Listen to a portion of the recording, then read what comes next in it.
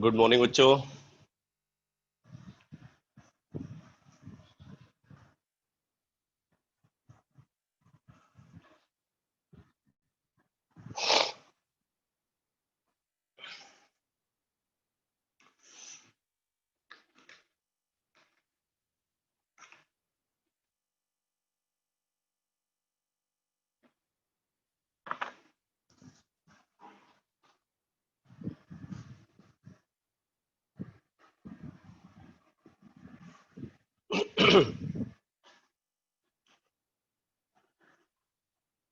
तो बेटा last class में हम लोग एलिमिनेशन रिएक्शन के एग्जाम्पल डिस्कस कर रहे थे और मैंने आपको दो एग्जाम्पल बताए हैं, डीहाइड्रोहैलोजिनेशन रिएक्शन और डीहैलोजिनेशन रिएक्शन के बारे में।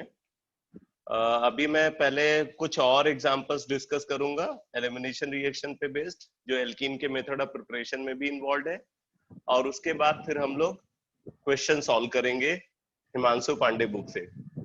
ठीक है, तो आप नोट करो नेक्स्ट रिएक्शन। नेक्स्ट रिएक्शन लिखो, dehydration of alcohol.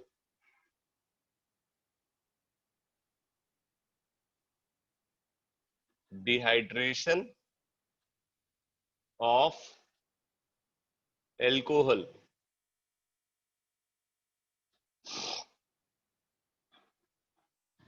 Dehydration of alcohol, note करो इसका डिटेल रिएक्शन का।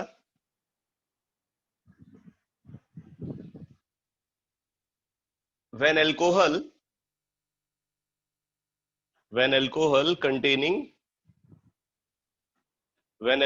containing beta hydrogen or not, when alcohol containing beta hydrogen or not, when alcohol containing beta hydrogen or not is heated with dehydrating agent,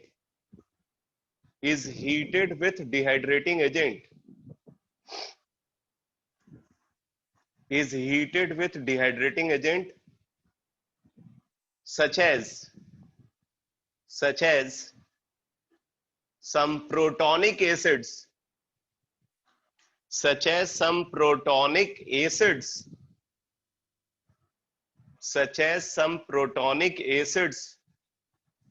like concentrated H2SO4, concentrated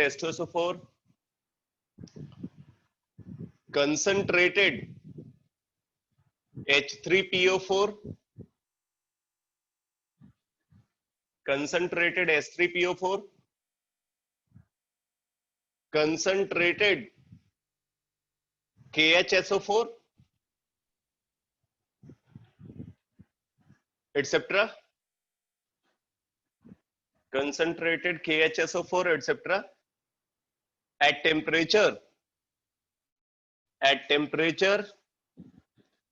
below 200 degrees centigrade, at temperature below 200 degrees centigrade, at temperature below 200 degrees centigrade, or some Lewis acids,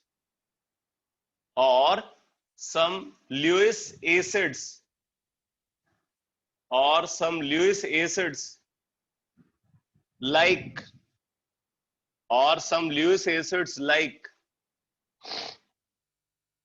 BF3, anhydrous Al2O3, P2O5,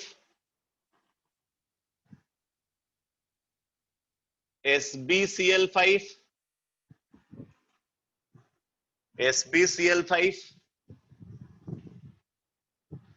etc. at temperature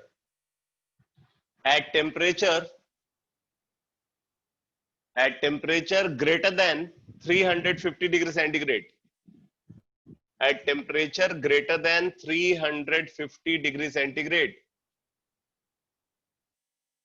At temperature greater than 350 degrees centigrade, alkene is obtained. Alkene is obtained. Alkene is obtained.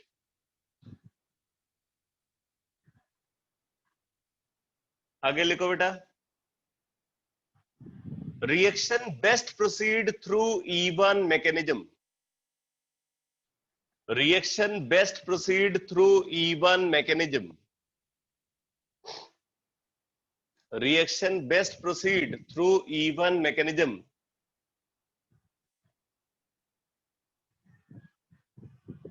And therefore rearrangement is possible during the reaction. And therefore rearrangement is possible during the reaction. And therefore rearrangement is possible during the reaction. आगे लिखो, reaction always follow Sedgwick's rule.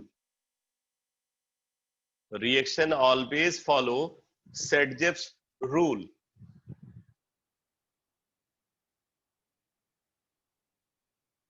However,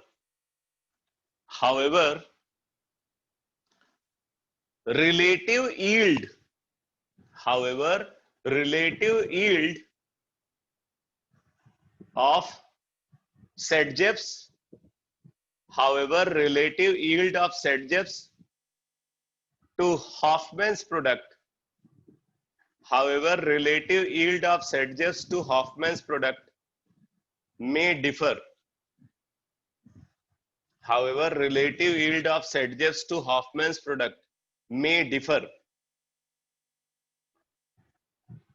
ठीक है, तो यहाँ पे बोल रहे हैं कि रिएक्शन में हमेशा सेडजेव्स रूल फॉलो होगा, मतलब मेजर प्रोडक्ट फॉर्मेशन सेडजेव्स रूल के अकॉर्डिंग होगा, लेकिन जहां तक सेडजेव्स प्रोडक्ट और हॉफमैन्स प्रोडक्ट के रिलेटिव यील्ड की बात है, तो वो रिलेटिव यील्ड डिफर कर सकती है.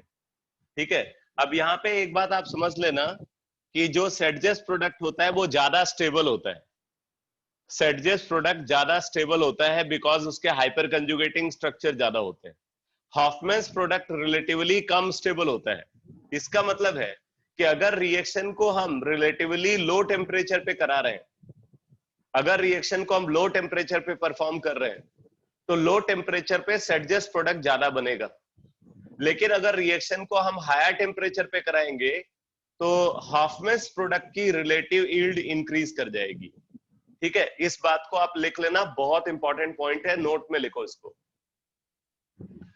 लिखो, with protonic acid reaction proceed at relatively low temperature. With protonic acid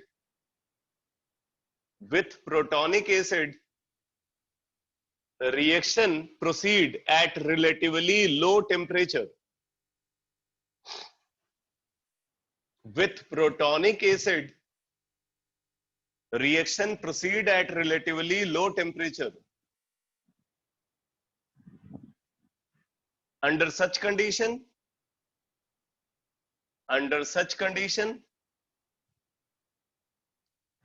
with protonic acid reaction proceed at relatively low temperature. Under such condition, yield of Sedgwick's product is greater. Yield of Sedgwick's product is greater.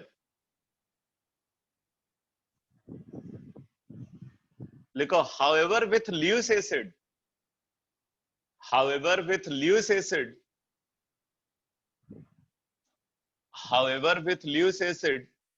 reaction proceed at relatively higher temperature.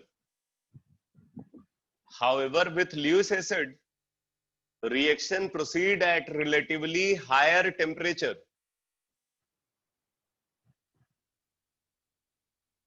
Under such condition under such condition yield of Sedgwick's product is relatively less. Yield of Sedgwick's product is relatively less.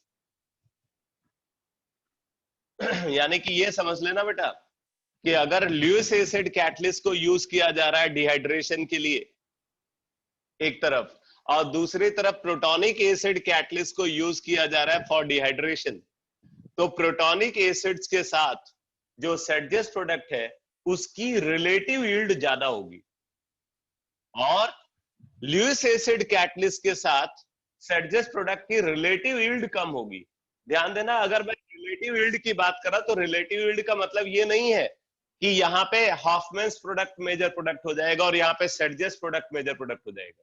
दोनों ही cases में सेडजेस product major product होगा, लेकिन यहाँ पे comparatively जो सेडजेस product है वो ज्यादा अमाउंट में बन रहा होगा इन कंपेयर टू हॉफमैन्स प्रोडक्ट। जैसे अगर मैं बोल रहा हूं कि जो प्रोटोनिक एसिड्स हैं, अगर प्रोटोनिक एसिड्स के साथ सेडजेस प्रोडक्ट की यील्ड 80% या उससे ज्यादा है, तो जो ये ल्यूइस एसिड कैटलिस्ट है उसके साथ इसकी यील्ड जो है वो 70% हो सकती है, 60% हो सकती है, बट मेजर प्रोडक्ट जो है वो सेडजेस प्रोडक्ट ही रहेगा। ठीक है, तो ये बहुत इंपॉर्टेंट बात है जो हम डिहाइड्रेशन के रिगार्डिंग बोलते हैं, और ये सब कुछ टेम्परेचर के करस्पॉन्डिंग डिसाइड हो रहा है, क्योंकि प्रोटोनिक एसिड को जब हम यूज कर रहे हैं तो रिएक्शन कंपैरेटिवली लो टेम्परेचर पे होती है, जबकि जब हम ल्यूइस एसिड कैटलिस्ट को यूज करते हैं तो रिएक्शन कंपैरेटिवली हायर टेम्परेचर पे होती है। तो हायर टेम्परेचर पे लेस स्टेबल प्रोडक्ट का अमाउंट बढ़ जाता है, और लोअर टेम्परेचर पे जो मोर स्टेबल प्रोडक्ट है उसका अमाउंट बढ़ेगा। ठीक है, तो उसके अकॉर्डिंग ये यील्ड में चेंज आता है। तो ये पॉइंट क्लियर हो गया बेटा सबको? ये वाला कंसेप्ट सबको समझ में आ गया?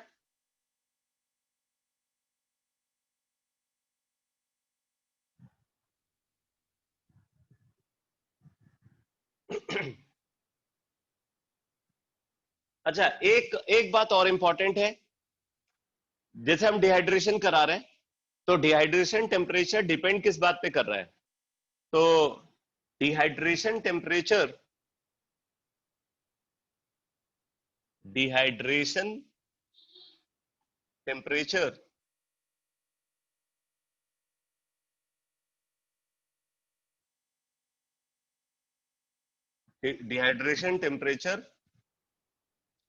is inversely proportional to acidic strength of dehydrating agent.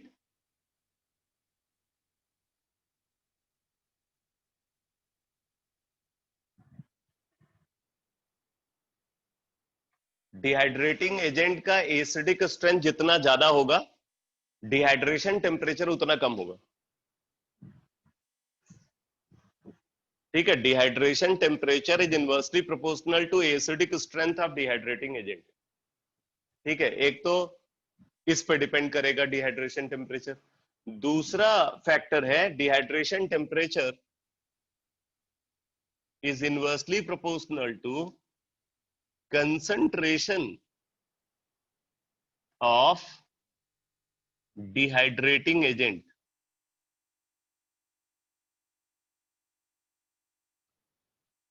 जो डिहाइड्रेटिंग एजेंट हम यूज कर रहे हैं उसका कंसंट्रेशन जितना ज्यादा होगा, डिहाइड्रेशन टेम्परेचर उतना कम होगा।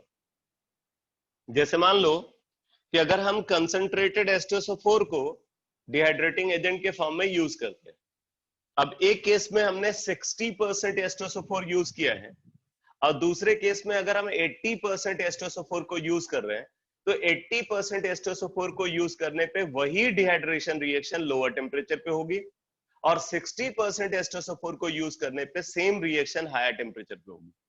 ठीक है, तो डिहाइड्रेटिंग एजेंट के कंसंट्रेशन पे भी डिहाइड्रेशन टेम्परेचर डिपेंड करेगा, और डिहाइड्रेटिंग एजेंट के एसिडिक स्ट्रेंथ पे भी डिपेंड करेगा। तो ये अपने दिमाग में हमेशा रखना बेटा कि protonic acids are always more acidic than that of Lewis acids. Protonic acids are always more acidic than that of Lewis acid. क्यों? ऐसा इसलिए क्योंकि प्रोटोनिक एसिड खुद को डिसोसिएट करके H पॉजिटिव प्रोड्यूस करते हैं, प्रोटोनिक एसिड्स अपने आप को डिसोसिएट करके H पॉजिटिव प्रोड्यूस करते हैं, जबकि ल्यूइस एसिड्स वाटर को हाइड्रोलाइज करके H पॉजिटिव प्रोड्यूस करते हैं।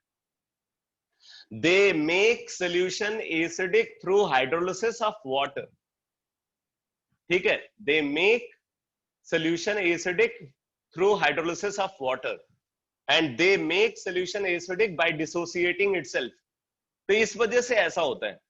तो protonic acids are always more acidic than that of Lewis acids, इसलिए प्रोटोनिक एसिड के साथ डिहाइड्रेशन टेम्परेचर हमेशा कम होता है, ठीक है।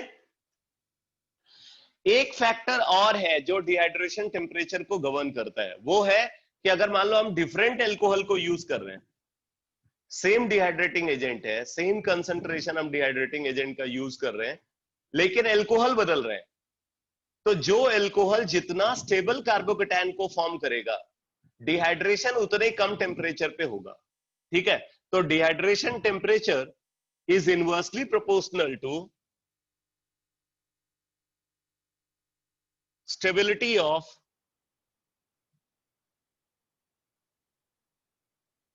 Carbocation produced.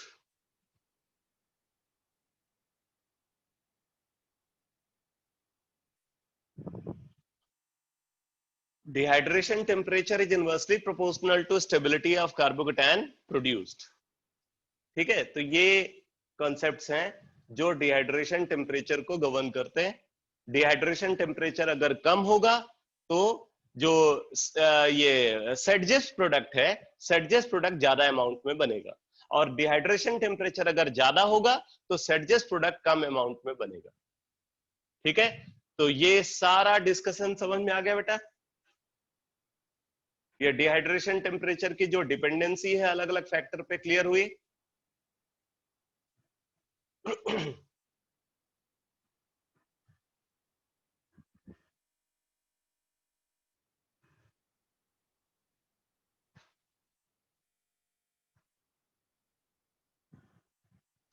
भाई देखो, पार्टिसिपेंट सभी हो, इन्वॉल्वमेंट सबका होना चाहिए। क्लास में बैठे होते ना, तो अगर मुंडी नहीं घूम रही होती तो मैं आपकी क्लास वहीं लगा देता। यहाँ पे जो है ना, आंख के सामने दिखते नहीं हो, इसका फायदा मत उठाओ। रिस्पॉन्स सबका मिलना चाहिए। नहीं समझ में आता है तो पूरी ऑनेस्टली आप बोल सकते हो, जो है मैं फिर से रिपीट कर दूंगा।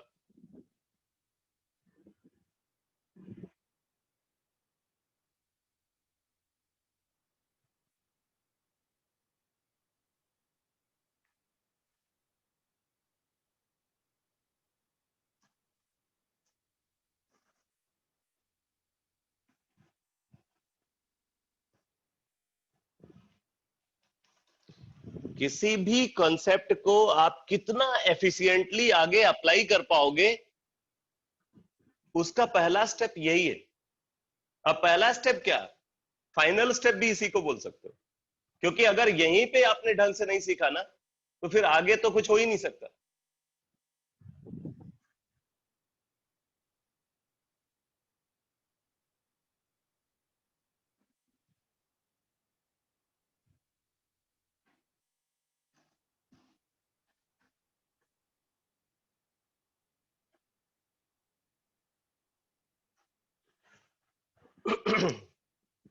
इसका मतलब ये भी है कि अगर आपसे ये पूछा जाए कि कौन सा एल्कोहल डिहाइड्रेशन के टुवर्ड्स कितना ज्यादा रिएक्टिव है, reactivity of alcohol towards dehydration is directly proportional to stability of carbocation intermediate produced. Reactivity of alcohol towards dehydration is directly proportional to stability of carbocation produced. आप इस बात को भी note कर लो। Reactivity of alcohol towards dehydration, reactivity of alcohol towards dehydration is directly proportional to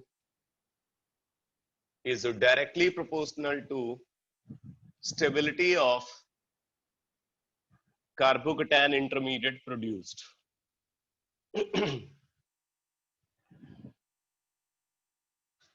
अच्छा, एक एक question मैं आपसे पूछ रहा हूं इसी डिस्कशन पे बेस जो मैंने अभी बताया है, जरा आंसर करना। हमारे पास 60% H2SO4 है और 60% H3PO4 है। सेम एल्कोहल के डिहाइड्रेशन के लिए इनको यूज किया जा रहा है। मान लो यहाँ पे टेम्परेचर T1 है, रिक्वायर्ड टेम्परेचर T1 है, और यहाँ पे रिक्वायर्ड टेम्परेचर T2 है। तो T1 और T2 का कंपेरिजन बताओ क्या है। 60% H2SO4 लिया है और 60% H3PO4 लिया है। सेम एल्कोहल को एक बार इसकी हेल्प से डिहाइड्रेट कर रहे हैं, एक बार इसकी हेल्प से डिहाइड्रेट कर रहे हैं। इसको जब यूज करते हैं तो T1 टेम्परेचर पे डिहाइड्रेशन होता है, इसको जब यूज करते हैं तो T2 टेम्परेचर पे डिहाइड्रेशन होता है। तो T1 और T2 का कंपेरिजन क्या होगा।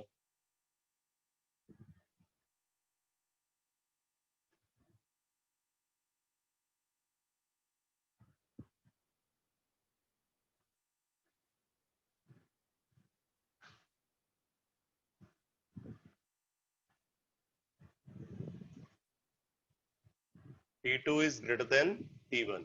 हाँ सही है, बिकॉज एसिडिक स्ट्रेंथ की अगर बात करें तो acidic strength of H2SO4 is greater than H3PO4।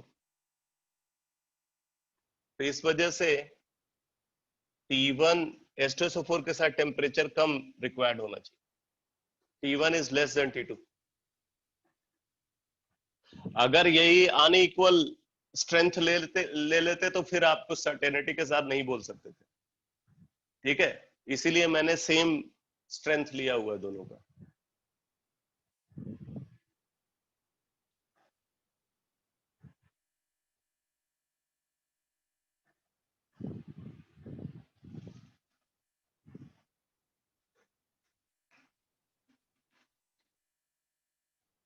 Question लिखो।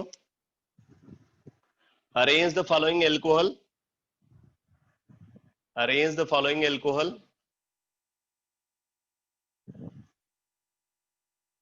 in terms of increasing order of their reactivity, in terms of increasing order of their reactivity towards dehydration, in terms of increasing order of their reactivity towards dehydration।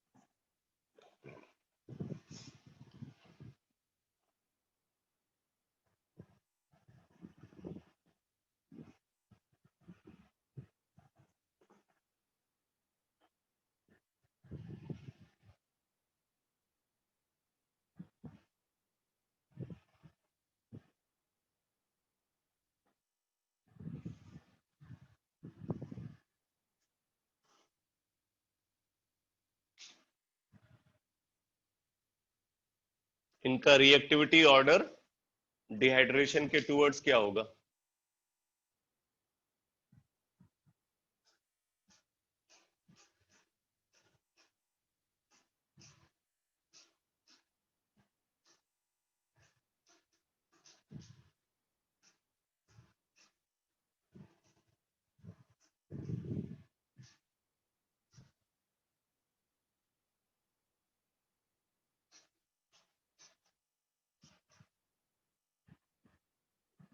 Three five two one four.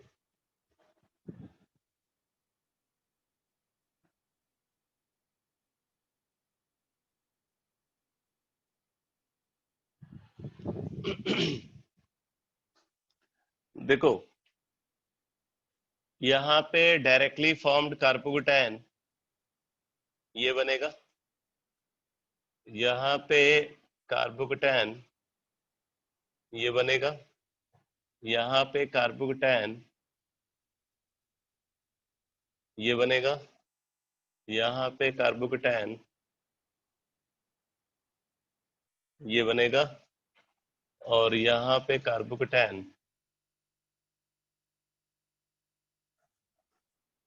ये बनेगा। अब अगर हम इनकी stability की बात करें, सबसे स्टेबल कार्बोकेटायन फोर्थ बना रहा है, तो सबसे ज्यादा रिएक्टिव फोर्थ होगा, और सबसे कम स्टेबल कार्बोकेटायन थर्ड बना रहा है। ठीक है, विनाइल कार्बोकेटायन है, यहाँ पे इलेक्ट्रोनेगेटिविटी ज्यादा होने की वजह से ये अनस्टेबल है, तो थर्ड जो है वो सबसे कम रिएक्टिव होगा। ठीक है, अब हमारे पास बच गया फर्स्ट, सेकंड एंड फिफ्थ। इनमें अगर आप देखोगे तो इसमें रेजोनेंस है, बाकी दोनों में रेजोनेंस नहीं है, तो इसके बाद फर्स्ट आ जाएगा रिएक्टिविटी ऑर्डर में। अब बच गया सेकंड और फिफ्थ। ठीक है, सेकंड और फिफ्थ, तो अगर आप सेकंड और फिफ्थ को देखो तो क्या सिचुएशन है भाई, दोनों में हाइपर कंजुगेटिंग स्ट्रक्चर कार्बोकेटायन के लिए बराबर है 4, यहाँ भी क्या है, यहाँ भी 4। इसमें एक एडवांटेज आपको मिलेगा, जो प्रोडक्ट बनेगा वो कंजुगेटेड होगा, यहाँ पे जो प्रोडक्ट बनेगा वो कंजुगेटेड होगा, इसका प्रोडक्ट कंजुगेटेड नहीं है। ठीक है, तो इस वजह से ये ज्यादा अमाउंट में बनना चाहिए, फिफ्थ का डिहाइड्रेशन ज्यादा इजिली होना चाहिए, फिफ्थ देन सेकंड। 4 1 5 2 3।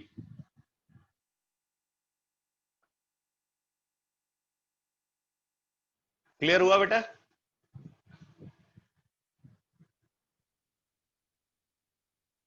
आ गया समझ में सबको? सर फिफ्थ में वही कंजुगेशन बताना कैसे हो रही है? अरे यहाँ डबल बॉन्ड आएगा ना, अच्छा ठीक नया है। Double bond. Yes sir yes.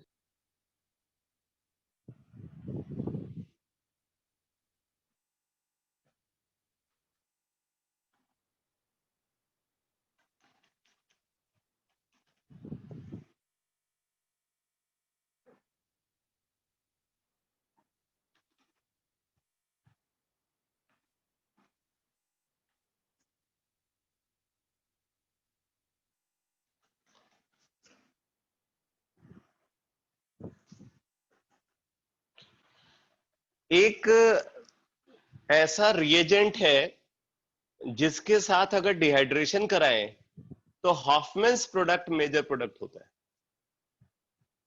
ठीक है, नोट में आप लिख लो इस बात को, लिखो, if dehydration of alcohol if dehydration of alcohol is done if dehydration of alcohol is done in presence of if dehydration of alcohol is done in presence of thoria THO2 if dehydration of alcohol is done in presence of thoria then Hoffman's product is major product. Hoffman's product is major product. अगर THO2 को हम use कर रहे हैं dehydration के लिए, एक alcohol को डिहाइड्रेट करने के लिए अगर THO2 को यूज किया जा रहा है, तो यहां पे हॉफमैन्स प्रोडक्ट हमेशा मेजर प्रोडक्ट होता है।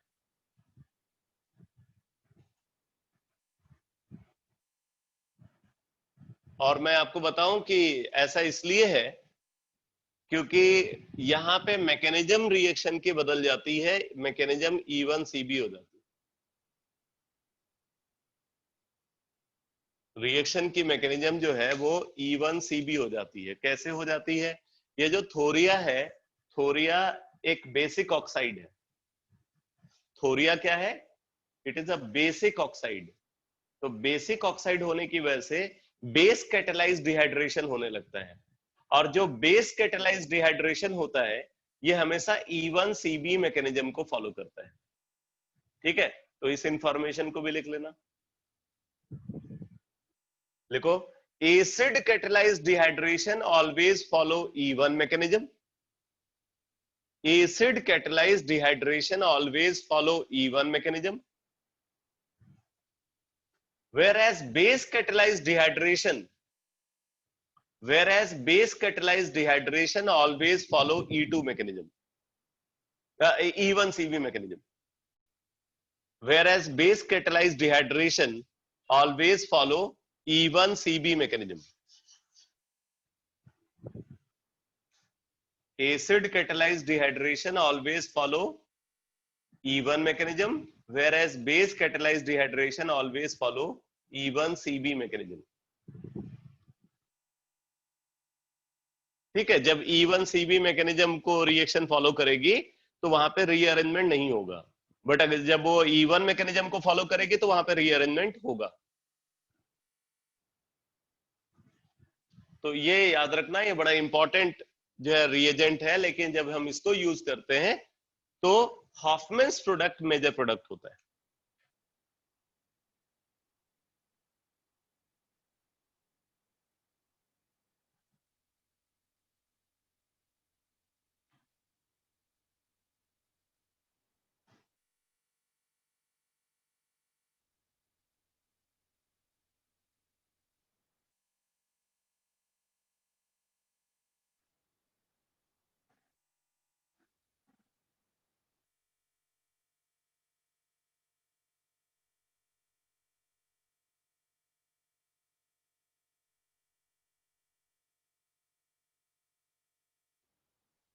अब जैसे ये अल्कोहल है, इसको हम कंसंट्रेटेड NaOH के साथ हीट कर रहे हैं, तो कंसंट्रेटेड NaOH के साथ हीट कर रहे हैं, तो आप देखो यहाँ पे बेस कैटालाइज्ड डिहाइड्रेशन होगा, ये बेस है तो बेस कैटालाइज्ड डिहाइड्रेशन होगा। अब जरा देखना, बेस कैटालाइज्ड डिहाइड्रेशन और एसिड कैटालाइज्ड डिहाइड्रेशन में क्या फर्क है। बेसिकली जो लीविंग ग्रुप रिमूव हो रहा है उसकी लीविंग टेंडेंसी में डिफरेंस होता है। फॉर एग्जांपल अगर हम एसिड कैटालाइज्ड डिहाइड्रेशन को यूज करते हैं तो एसिड कैटालाइज्ड डिहाइड्रेशन में OH जो है ना वो डायरेक्टली रिमूव नहीं होता। एसिड कैटालाइज्ड डिहाइड्रेशन में जो OH ग्रुप है वो डायरेक्टली रिमूव नहीं होता, बल्कि पहले उसका प्रोटोनेशन होता है, प्रोटोनेशन के थ्रू एक अच्छा लीविंग ग्रुप बन जाता है। ठीक है, पहले उसका प्रोटोनेशन होता है, प्रोटोनेशन के थ्रू एक बेटर लिविंग ग्रुप बन जाता है, और फिर जब वो एक अच्छा लिविंग ग्रुप है तो आसानी से रिमूव हो जाता है। अब इसका एडवांटेज क्या हो गया, एक तो देखो कार्बन ऑक्सीजन बॉन्ड का पोलर कैरेक्टर बढ़ गया, पोलर कैरेक्टर बढ़ने से ये बॉन्ड आसानी से ब्रेक हो सकता है। दूसरी बात, अब H2O के फॉर्म में ये रिमूव होगा जो एक बेटर लिविंग ग्रुप है, तो ये H2O बन करके रिमूव हो रहा है।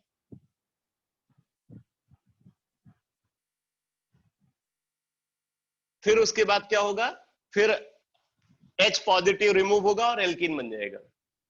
लेकिन बेस कैटालाइज्ड डिहाइड्रेशन में क्या होता है, बेस कैटालाइज्ड डिहाइड्रेशन में OH जो है वो सीधे रिमूव होता है OH नेगेटिव बन करके। ये OH जो है यहाँ पे ये सीधे OH नेगेटिव बन करके रिमूव होता है, बट कैसे रिमूव होता है जरा इसकी पूरी मैकेनिज्म देखो। इसमें क्या होगा,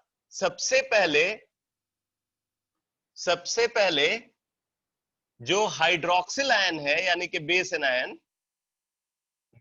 क्या करता है, बीटा कार्बन से हाइड्रोजन रिमूव कर लेता है, बीटा कार्बन से हाइड्रोजन रिमूव कर लेता है,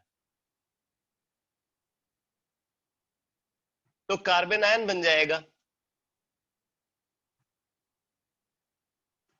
ठीक है, बीटा कार्बन से जब हाइड्रोजन रिमूव होता है तो कार्बन आयन बन जाएगा। अब आप देख सकते हो इस कार्बन आयन को ये इलेक्ट्रॉन विट्राइन ग्रुप स्टेबलाइज कर रहा है, इसलिए भी यहाँ पे CH बॉन्ड का ब्रेकिंग ज्यादा आसान है in compare to COH bond breaking. और अगर यहाँ पे इस बॉन्ड को आप ब्रेक करोगे तो OH नेगेटिव के फॉर्म में ये रिमूव होगा। OH negative is a strong base है, इसलिए पुअर न्यूक्लियोफ्यूज है। तो यहाँ पे ये पुअर न्यूक्लियोफ्यूज है, जबकि प्रोटोनेशन के बाद ये एक अच्छा लिविंग ग्रुप बन गया, बेटर न्यूक्लियोफ्यूज है ये। तो यहाँ पे अच्छा न्यूक्लियोफ्यूज है, यहाँ पे पुअर न्यूक्लियोफ्यूज है। पुअर न्यूक्लियोफ्यूज कहीं भी होता है तो वहां हमेशा E1 CB मैकेनिज्म फॉलो होती है। ठीक है, तो इसके बाद क्या होगा, हीट करोगे, हीट करने पे ये यहाँ पे पाई बॉन्ड बन करके आएगा और OH नेगेटिव रिमूव होगा।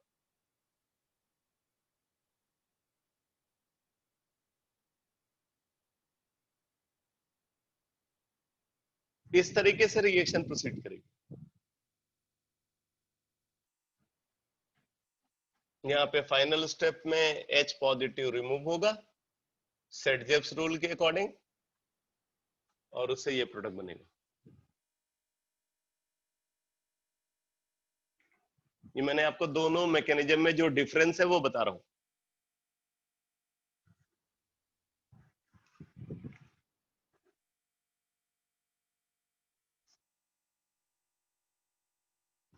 ठीक है, तो बेस कैटेलाइज्ड डिहाइड्रेशन हमेशा E1CB मैकेनिज्म को फॉलो करता है, जबकि acid catalysed dehydration always follow E1 mechanism.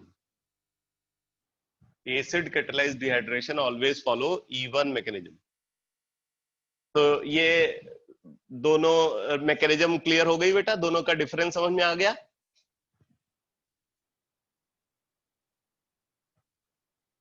दोनों मैकेनिज्म का डिफरेंस समझ में आ गया।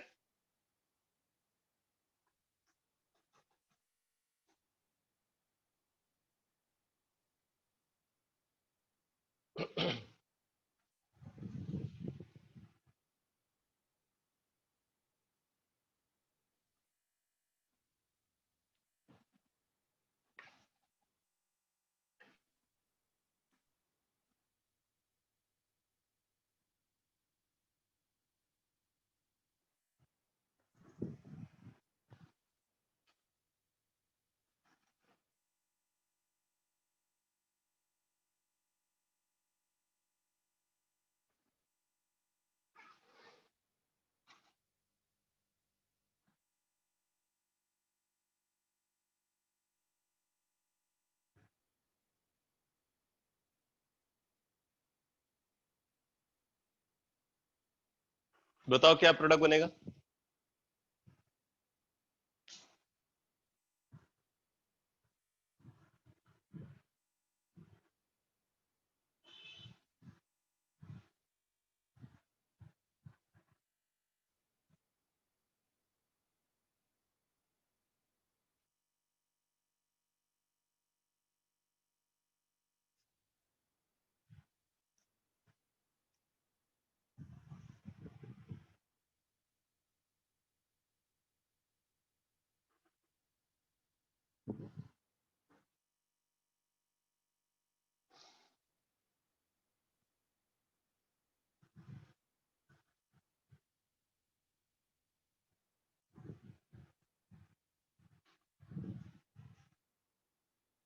One two dimethyl हेक्सोनीन।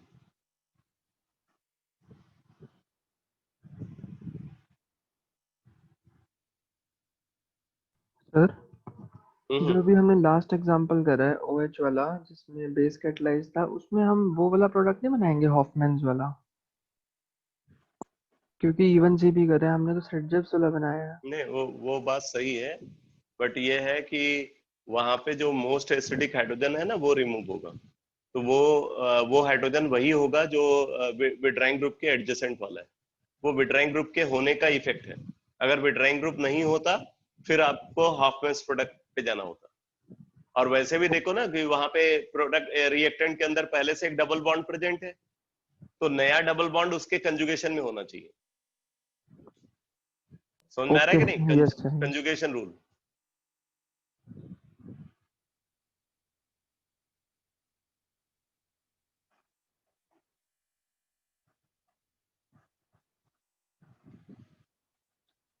One two dimethyl cyclohexene. तो यहाँ पे आप देखो रिएक्शन इस तरीके से प्रोसीड करेगी बेटा। H2SO4 से मिलेगा H पॉजिटिव, H पॉजिटिव से होगा इसका प्रोटोनेशन, प्रोटोनेशन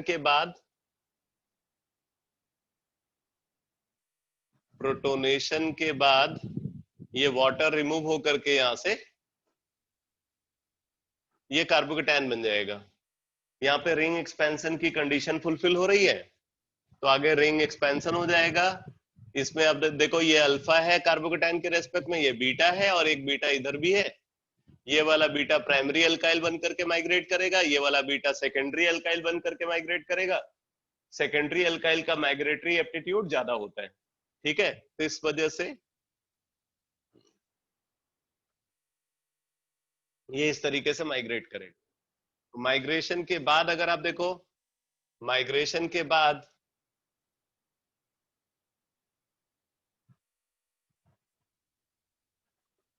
ये बन जाएगा। और अब आप देखो, अभी तो ये सेकेंडरी कार्बोकेटायन है, और अगर हाइड्राइड शिफ्ट करा दे तो टर्सरी बन जाएगा। हाइपर कंजुगेटिंग स्ट्रक्चर इसके इंक्रीज कर जाएंगे तो एक हाइड्राइड शिफ्ट होगी यहाँ पे, और हाइड्राइड शिफ्ट के थ्रू इस कार्बोकेटायन का फॉर्मेशन होगा। अब ये सिस्टम का सबसे स्टेबल कार्बोकेटायन है। इसके बाद क्या होगा, इसके बाद सेटजेप्स रूल के अकॉर्डिंग हाइड्रोजन का रिमूवल होगा। तो आप देखो, इस बीटा कार्बन पे 2 हाइड्रोजन, इस बीटा कार्बन पे 3 हाइड्रोजन, और इस बीटा कार्बन पे 1 हाइड्रोजन है। तो सबसे कम हाइड्रोजन जहां पे है वहीं से हाइड्रोजन का रिमूवल होगा। तो ये प्रोडक्ट जो है ये मेजर प्रोडक्ट होगा, 1,2-डाइमिथाइल साइक्लोहेक्स-1इन।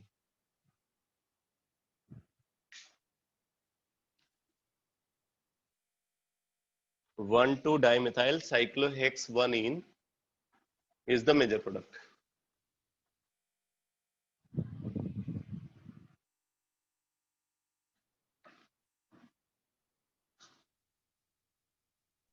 सर हाँ बोलो। सर वो जब सेकेंडरी अल्काइल ग्रुप माइग्रेट करेगा तो सर वो दोनों मिथाइल ग्रुप एक ही उस पे नहीं आ जाएंगे? कैसे आ जाएंगे भाई, फिर जहाँ कैसे पे आ वो जाएंगे? माइग्रेट करके जा रहा है। तुम खुद देखो ना, इनके बीच में बॉन्ड बन रहा है, ऐसा थोड़ी है कि एक ही साथ आ जा रहे हैं। ठीक है।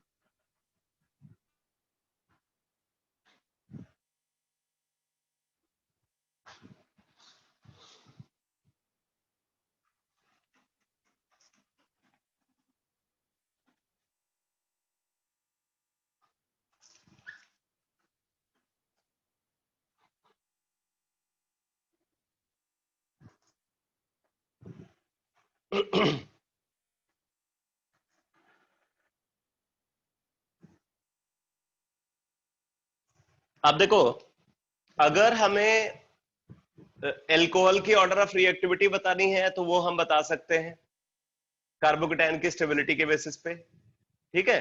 तो order of reactivity of alcohol towards dehydration, order of reactivity of alcohol towards dehydration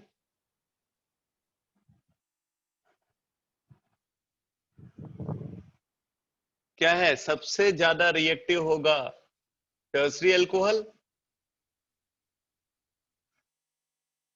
उससे कम रिएक्टिव होगा सेकेंडरी अल्कोहल, उससे कम रिएक्टिव होगा primary alcohol,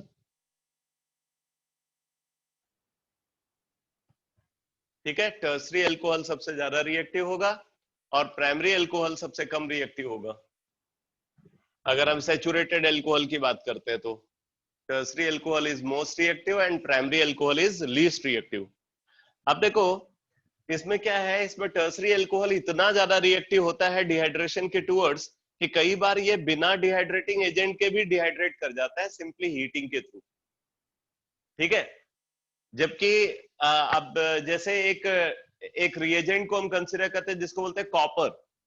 copper basically डिहाइड्रोजिनेटिंग agent होता है, लेकिन अगर हम इस अल्कोहल को कॉपर के साथ हीट करें तो कॉपर के साथ हीट करने पे ये डिहाइड्रोजिनेट होने की बजाय डिहाइड्रेट होता है। जबकि ये दोनों अल्कोहल कॉपर के साथ जब हम इनको हीट करते हैं तो ये डिहाइड्रोजिनेट होते हैं और ये कार्बोनिल कंपाउंड का फॉर्मेशन करते हैं। इसके बेसिस पे एक एनालिटिकल टेस्ट एराइज होता है जो प्राइमरी, सेकेंडरी और टर्सरी अल्कोहल को डिस्टिंग्विश करने के लिए यूज होता है। तो आप इसको इसी तरीके से लिख लो, dehydrogenation test of alcohol, dehydrogenation test of alcohol, dehydrogenation test of alcohol.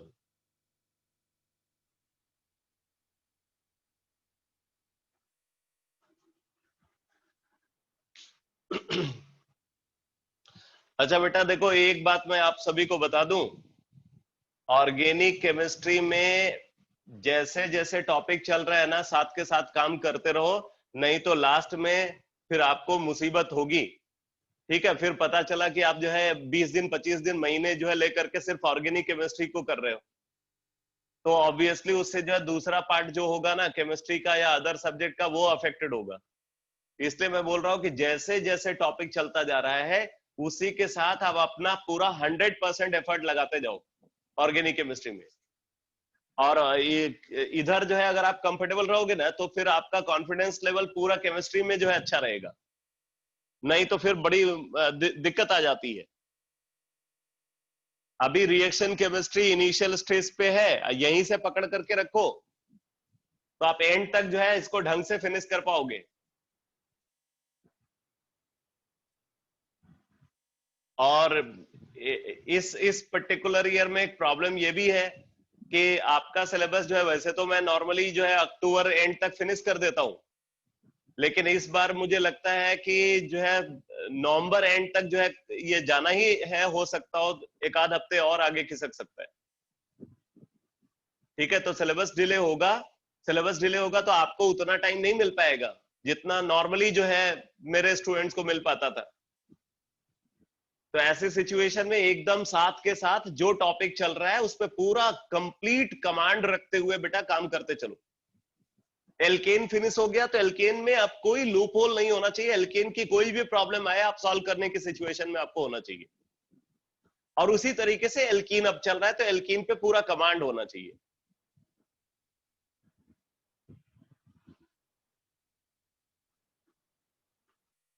तो डिहाइड्रोजनेशन टेस्ट ऑफ एल्कोहल, इसमें लिखो when alcohol vapour when alcohol vapor when alcohol vapor are heated when alcohol vapor are heated with copper when alcohol vapor are heated with copper at 300 degree centigrade when alcohol vapor are heated with copper at 300 degree centigrade then they reacts differently then they reacts differently। अब कैसे ये react करेंगे जरा देखो। अगर primary alcohol है,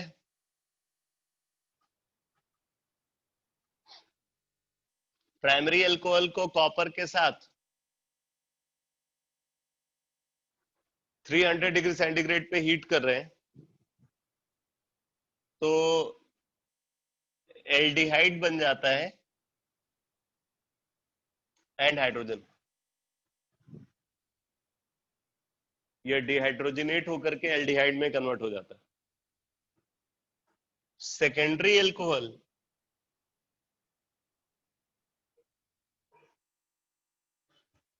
को अगर कॉपर के साथ 300 डिग्री सेंटीग्रेड पे हीट करते तो ये भी डिहाइड्रोजनेट होगा और डिहाइड्रोजनेट होकर के ये कीटोन बना लेता है।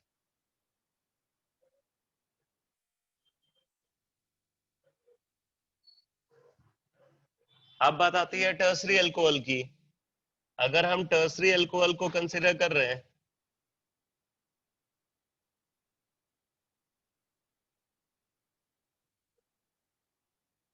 मान लो ये टर्सरी अल्कोहल है, टर्सरी ब्यूटाइल अल्कोहल, इसको कॉपर के साथ 300 डिग्री सेंटीग्रेड पे हीट करते। ध्यान देना कॉपर कोई डिहाइड्रेटिंग एजेंट नहीं है, बल्कि कॉपर एक डिहाइड्रोजनेटिंग एजेंट है, लेकिन टर्सरी अल्कोहल डिहाइड्रेट हो जाता है यहाँ पे, तो टर्सरी अल्कोहल यहाँ पे फॉर्म कर लेता है एल्कीन।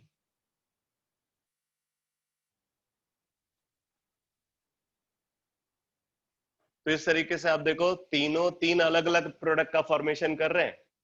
प्राइमरी अल्कोहल एल्डिहाइड बना रहा है, सेकेंडरी अल्कोहल कीटोन बना रहा है, टर्सरी अल्कोहल एल्कीन बना रहा है। तो इस तरीके से आप प्राइमरी, सेकेंडरी और टर्सरी अल्कोहल को डिस्टिंग्विश कर सकते हो।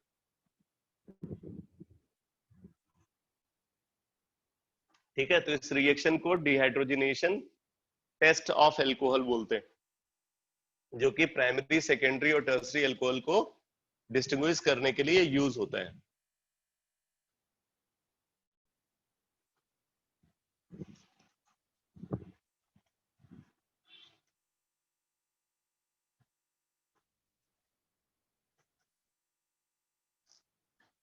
अब आप नेक्स्ट रिएक्शन लिखो।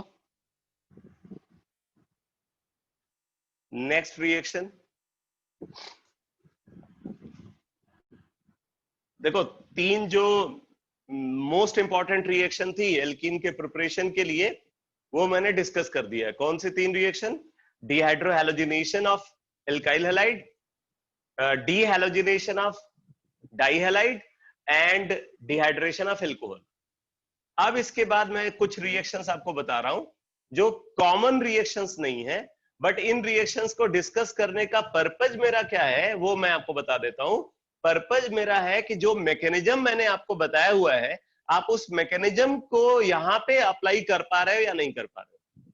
ठीक है, कि आपको बेसिकली रिएक्शन को पढ़ करके, रिएक्शन कंडीशन को देख करके या डिसाइड करना होगा कि कौन सी मैकेनिज्म फॉलो हो रही है, E1, E2 या E1CB। ठीक है, E1, E2 और E1CB, ये आपको डिसाइड करना होगा। तो आप लिखो next reaction, hydrotosyloxy elimination, hydrotosyloxy elimination, hydrotosyloxy elimination.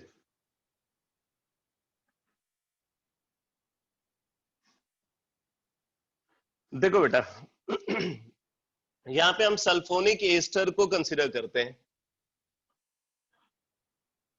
Sulphonic ester को हम कंसीडर कर रहे हैं।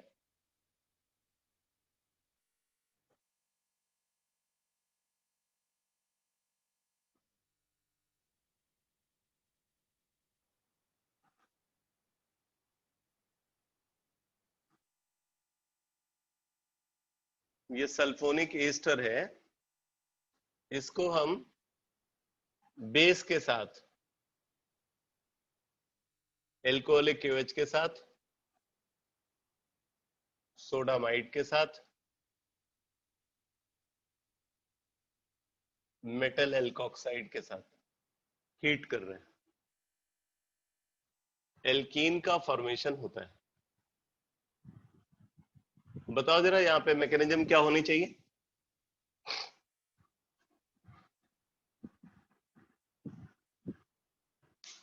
मैकेनिज्म यहां पे क्या होनी चाहिए रिएक्शन के लिए?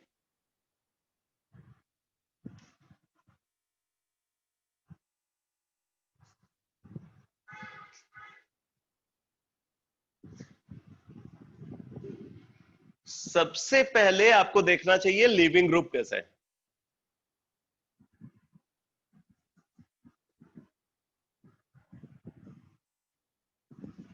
ये कैसा लीविंग ग्रुप है? OTS।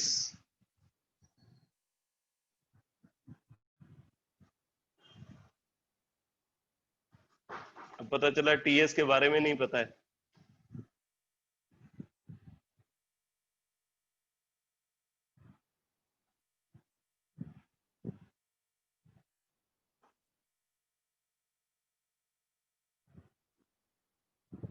ये TS है, टोसाइल ग्रुप, इसके साथ O लगा हुआ है। कैसा लिविंग ग्रुप है ये?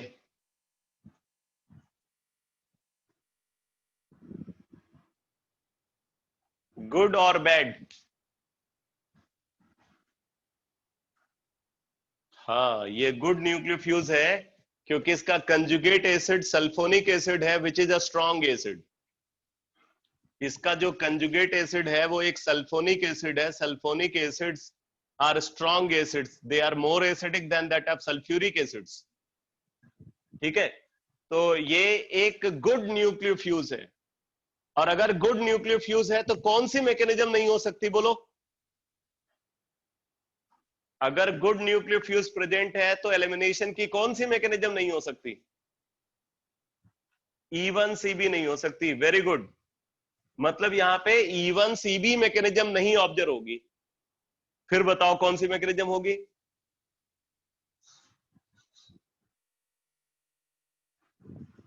अब E2 और E1 दो पॉसिबिलिटीज हैं, तो क्या होना चाहिए? 100% E2 होनी चाहिए।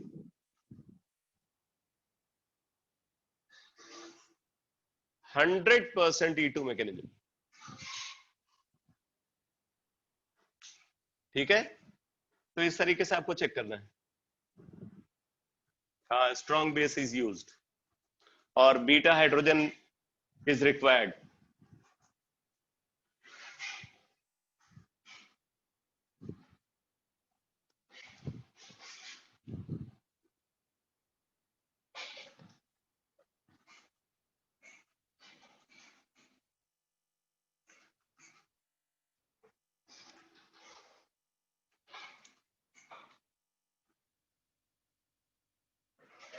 हाइड्रो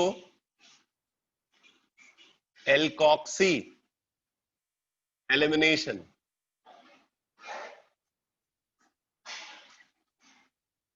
हाइड्रो एल्कोक्सी एलिमिनेशन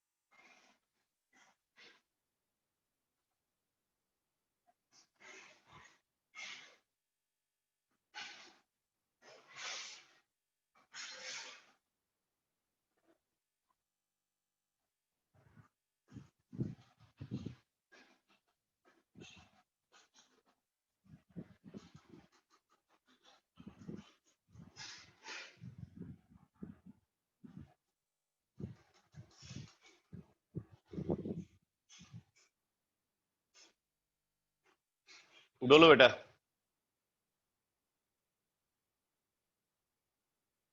क्या मैकेनिज्म होगी?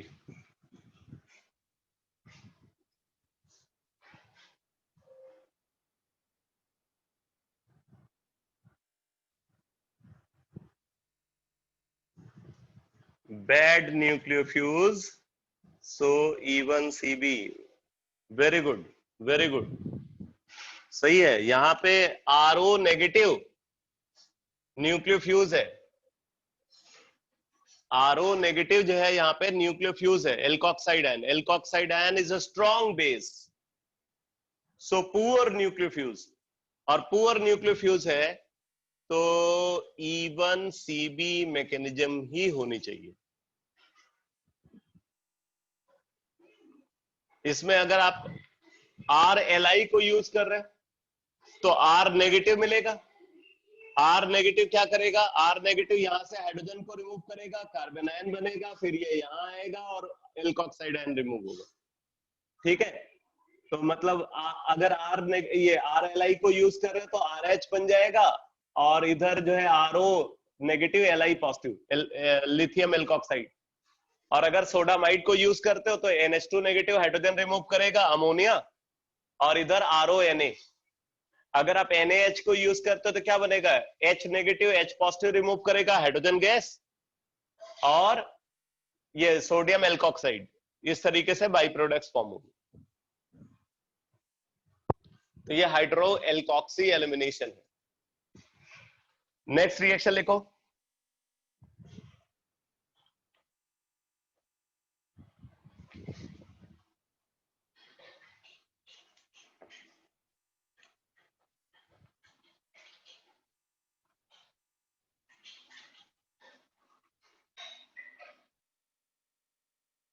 हाइड्रोमेटालो एलिमिनेशन।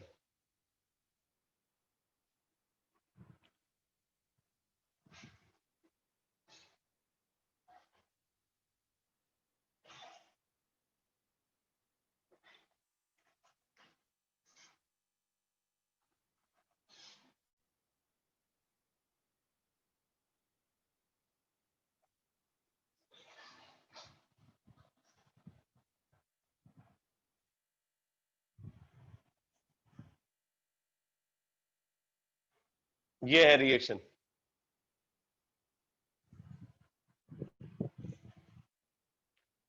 क्या मैकेनिज्म होनी चाहिए बोलो?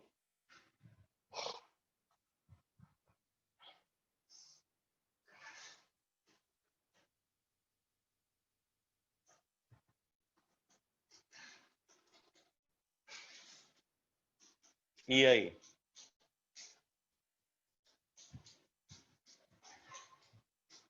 E1CB।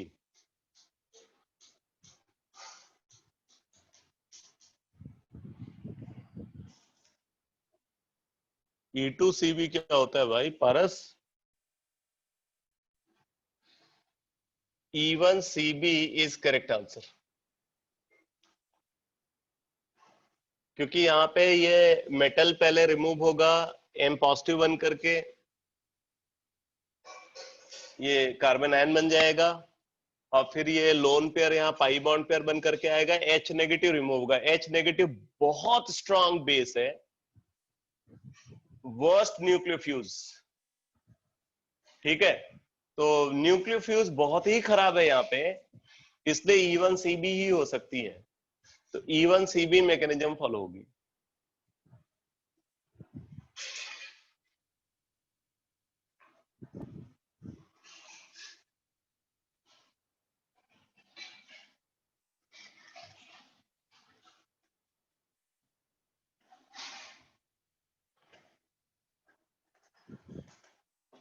अब कुछ क्वेश्चन सॉल्व करते हैं एलिमिनेशन पे बेस्ड।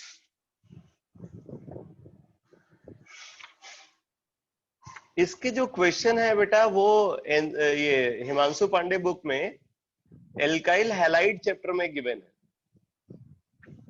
क्योंकि एलिमिनेशन का जो डिटेल जो है कुछ बुक्स में जो है वो एल्काइल हैलाइड में ही डिस्कस होता है, इसलिए इन्होंने सारी प्रॉब्लम्स जो रखी हैं वो एल्काइल हैलाइड में रखी हैं।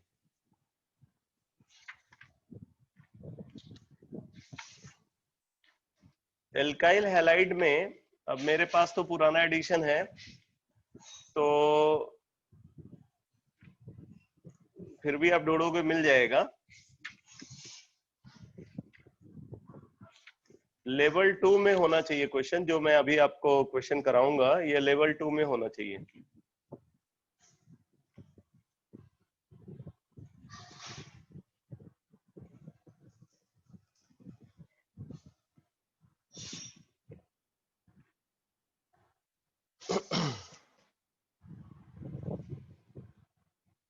अब जैसे देखो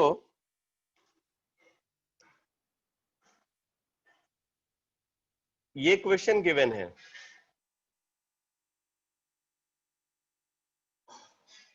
अब आप देख लेना ये कहाँ पे है क्वेश्चन। ओल्ड एडिशन में क्वेश्चन नंबर 101 है,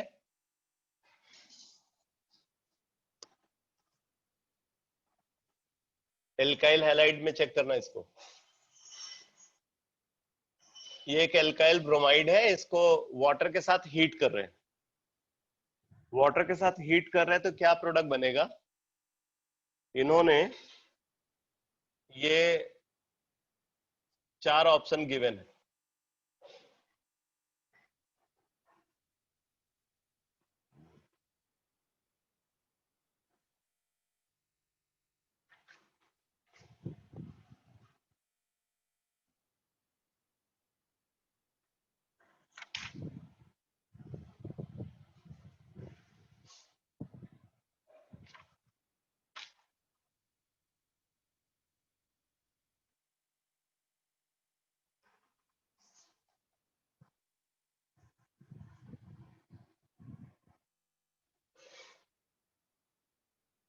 ये क्वेश्चन मिला आप लोगों को?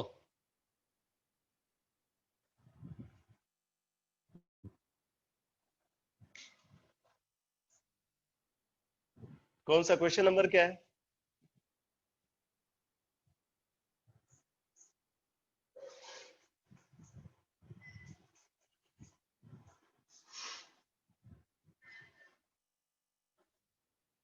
क्वेश्चन नंबर क्या है बेटा?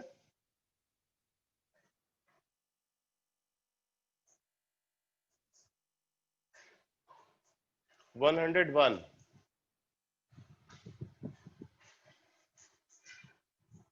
न्यू एडिशन में भी यही है?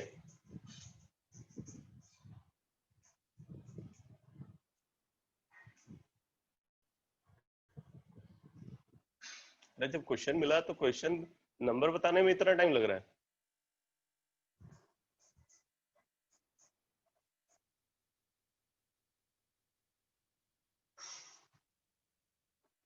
अच्छा सेम है, चलो कोई बात नहीं।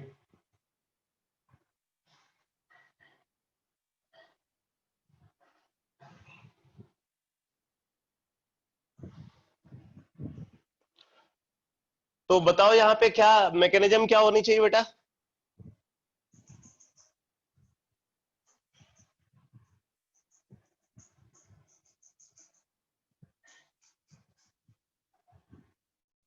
कौन से मैकेनिज्म फॉलो होनी चाहिए?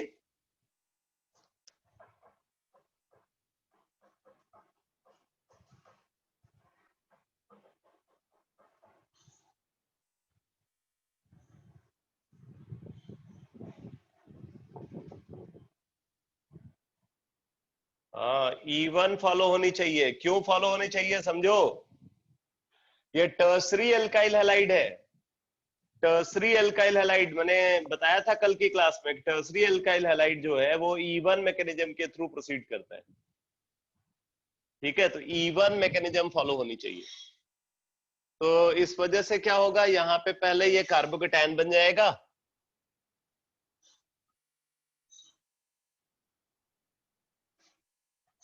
ये कार्बोकेटायन फॉर्म होगा और फिर उसके बाद क्या होगा, यहाँ पे रिंग एक्सपेंशन। रिंग एक्सपेंशन होना चाहिए। रिंग एक्सपेंशन के थ्रू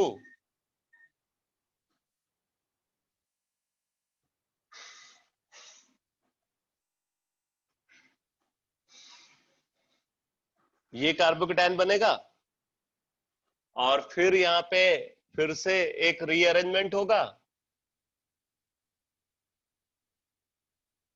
ये कार्बोकेटायन बन जाएगा और तब उसके बाद हाइड्रोजन रिमूव होगा सेडजेक्स रूल के अकॉर्डिंग। उसके थ्रू ये प्रोडक्ट बन जाएगा। This is the major product. Option A is correct.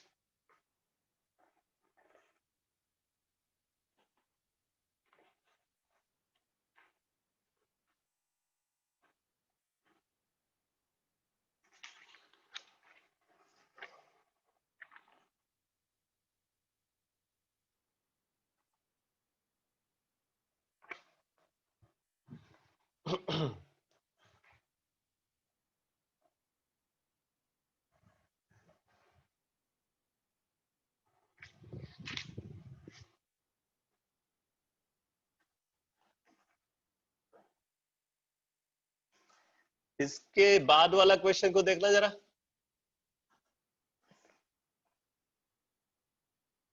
इसके आगे वाला क्वेश्चन।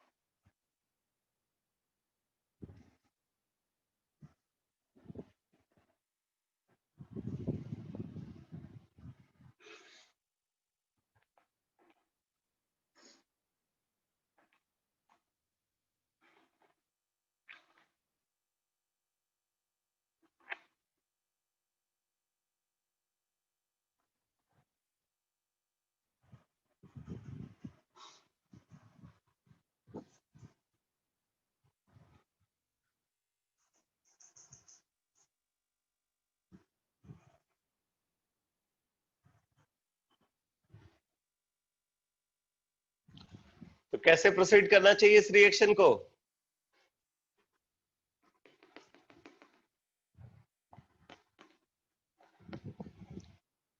रिएक्शन को कैसे प्रोसीड करना चाहिए, कौन सी मैकेनिज्म फॉलो होगी?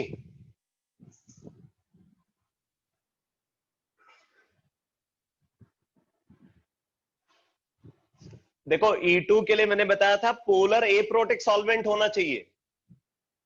E2 reaction best proceed in polar aprotic solvent. Here polar protic solvent is used. Ethanol is polar protic solvent. Polar protic solvent E1 को फेवर करता है, इसको E1 के थ्रू प्रोसीड करना चाहिए। ठीक है, तो ये E1 के थ्रू प्रोसीड करेगा, यानी कि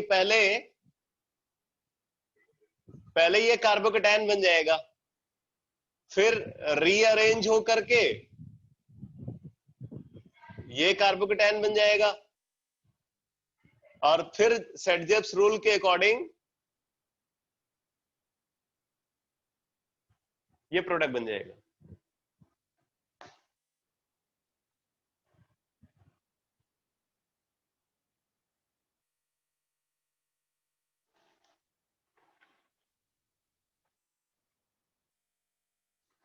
क्वेश्चन नंबर 103 बताओ क्या होगा आंसर? 103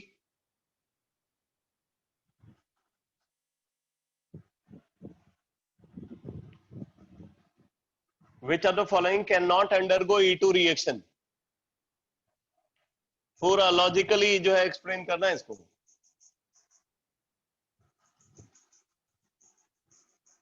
क्यों सी ऑप्शन क्यों है?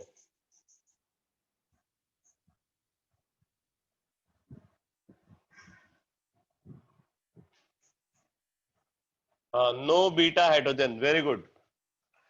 सी ऑप्शन में आप देखो, जो न्यूक्लियोफ्यूज है उसके रिस्पेक्ट में बीटा कार्बन पे कोई हाइड्रोजन नहीं है, तो इस वजह से ये E2 में पार्टिसिपेट नहीं कर सकता। क्वेश्चन नंबर 105 बताओ।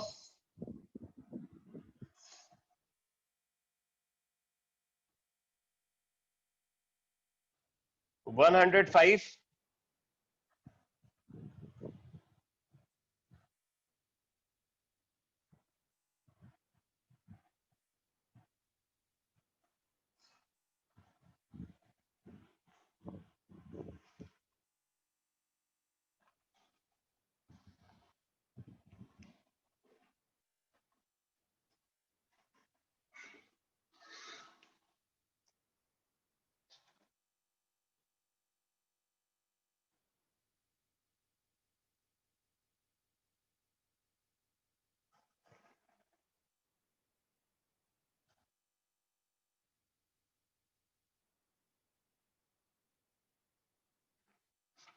पोटेशियम इथॉक्साइड के साथ इसको ट्रीट कर रहे हैं,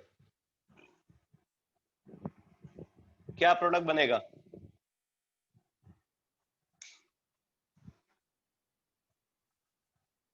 अब एक बात तो कंफर्म है कि डिहाइड्रोहैलोजिनेशन रिएक्शन है ये, और ये E2 मैकेनिज्म को फॉलो करेगी। यहाँ पे दोनों लिविंग ग्रुप एक दूसरे के एंटी होने चाहिए। अगर मान लो आप ये ब्रोमीन को हटाना चाहते हो, ये वाला ब्रोमीन को हटाना चाहते हो, तो बीटा कार्बन का हाइड्रोजन इसके एंटी होना चाहिए, तो मतलब डैश से अटैच होना चाहिए हाइड्रोजन। जबकि इस बीटा कार्बन पे अगर आप देखो तो जो हाइड्रोजन है वो वेज्ड से अटैच होगा, डैश से तो ब्रोमीन अटैच है, हाइड्रोजन इसका वेज्ड से अटैच होना चाहिए। यहाँ पे जो हाइड्रोजन है वो वेज्ड से अटैच होना चाहिए, मतलब ये हाइड्रोजन इस ब्रोमीन के साथ रिमूव नहीं हो सकता। ठीक है, अब जरा इधर देखो, इधर जो है दो हाइड्रोजन होंगे, इधर दो हाइड्रोजन होंगे इस कार्बन पे, एक वेज से अटैच है और दूसरा डैश से अटैच है, तो ये जो डैश वाला हाइड्रोजन है वो रिमूव होगा। ठीक है, इस ब्रोमीन के साथ यहां से हाइड्रोजन रिमूव होगा। और एक बात और समझना बेटा, इसी तरीके से इस ब्रोमीन के साथ यहां से हाइड्रोजन रिमूव होगा, तो यहां पे डबल डिहाइड्रोहैलोजिनेशन के थ्रू ये प्रोडक्ट बनना चाहिए। डबल डिहाइड्रोहैलोजिनेशन के थ्रू ये वाला प्रोडक्ट बनना चाहिए। मैं एक बार फिर से देखो, जैसे ये ब्रोमीन वेस्ट बॉन्ड से अटैच है, तो बीटा कार्बन का जो हाइड्रोजन है वो डैश बॉन्ड से अटैच होना चाहिए। इस बीटा कार्बन पे जो हाइड्रोजन है वो वेस्ट बॉन्ड से अटैच है, ये रिमूव नहीं हो सकता इस ब्रोमीन के साथ। ऐसे इस ब्रोमीन के साथ यहां वाला हाइड्रोजन रिमूव नहीं हो सकता। तो ऑब्वियसली इस ब्रोमीन के साथ यहां से हाइड्रोजन रिमूव होगा, ये वाले कार्बन से हाइड्रोजन रिमूव होगा, और उसी तरीके से इस ब्रोमीन के साथ यहां पे जो हाइड्रोजन है वो रिमूव होगा। तो डबल डिहाइड्रोहैलोजिनेशन के थ्रू ये वाला प्रोडक्ट बन जाएगा।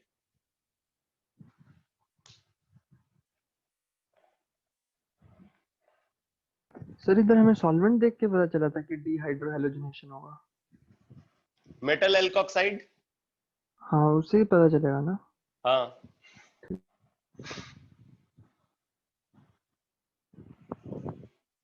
Question number 106।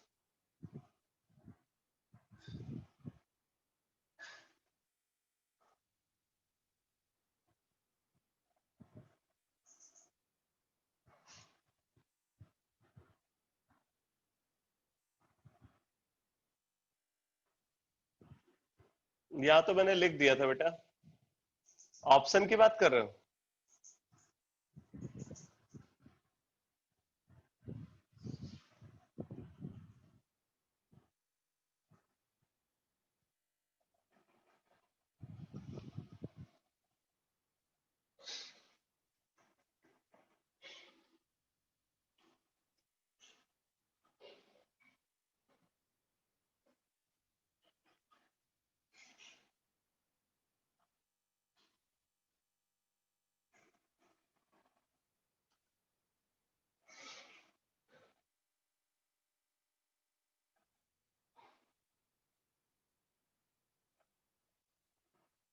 ये एल्काइल ब्रोमाइड है, CH3NH2 के साथ हीट कर रहे हैं, और आपसे पूछा जा रहा है कि क्या प्रोडक्ट बनेगा, मेजर प्रोडक्ट क्या होगा।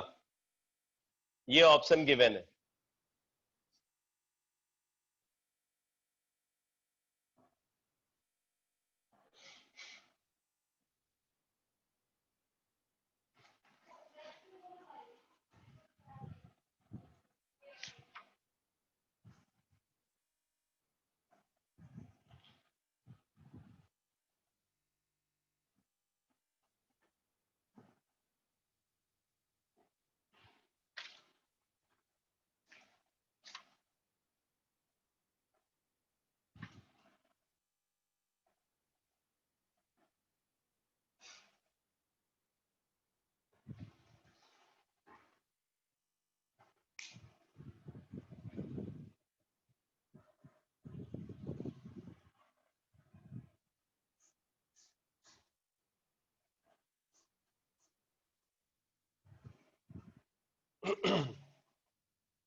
तो ये भी एक डिहाइड्रोहैलोजिनेशन रिएक्शन होनी चाहिए। कैसे पता चला? एल्काइल हैलाइड है और हीट कर रहा है बेस के साथ, बेस के साथ हीट कर रहा है। ये हीटिंग को देख करके हमें ये पता चल गया कि यहाँ पे एलिमिनेशन ही होगा। ठीक है, और अब आप देखो एलिमिनेशन होगा तो यहाँ पे वैसे ये टर्सरी अल्काइल हैलाइड है, तो टर्सरी अल्काइल हैलाइड है इसलिए E1 मैकेनिज्म फॉलो होनी चाहिए। टर्सरी अल्काइल हैलाइड है, E1 मैकेनिज्म फॉलो होगी। E1 मैकेनिज्म फॉलो होगी तो पहले तो ये ब्रोमीन हट जाएगा, कार्बोकेटायन बन गया, और अब सेटजेप्स रूल के अकॉर्डिंग हाइड्रोजन रिमूव होगा, क्योंकि फर्दर रीअरेंजमेंट की कोई पॉसिबिलिटी नहीं है। सेटजेप्स रूल के अकॉर्डिंग हाइड्रोजन रिमूव होगा, तो हाइड्रोजन अगर सेटजेप्स रूल के अकॉर्डिंग रिमूव होता है बेटा, तो आप यहाँ देखना, यहाँ पे 2 हाइड्रोजन है, यहाँ पे 2 हाइड्रोजन है, यहाँ पे 3 हाइड्रोजन है, तो कम हाइड्रोजन जहां पे है वहां से हाइड्रोजन रिमूव होना चाहिए, इसलिए ये वाला प्रोडक्ट जो है वो मेजर प्रोडक्ट हो जाएगा। ठीक है, ये मेजर प्रोडक्ट होगा।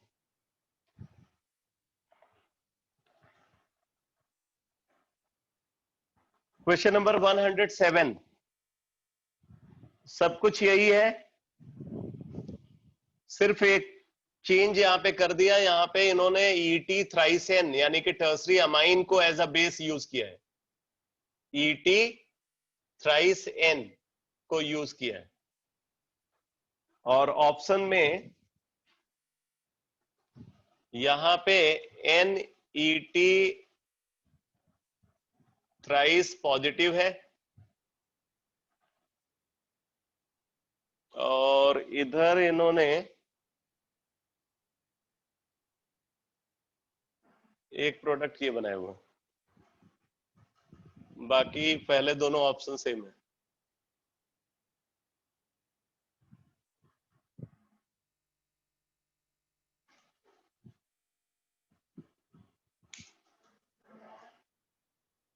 क्यों बनेगा?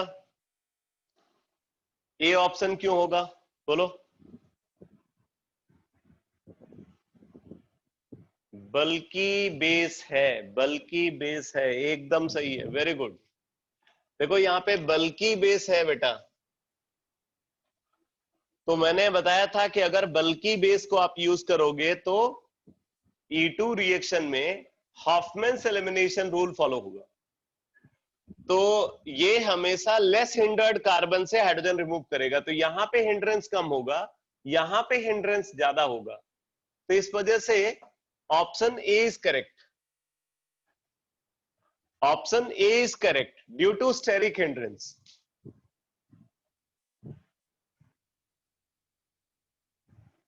आया समझ में सबको?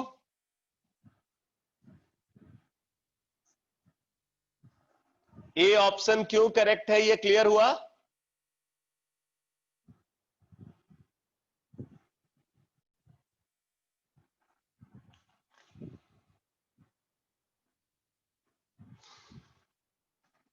वन 108।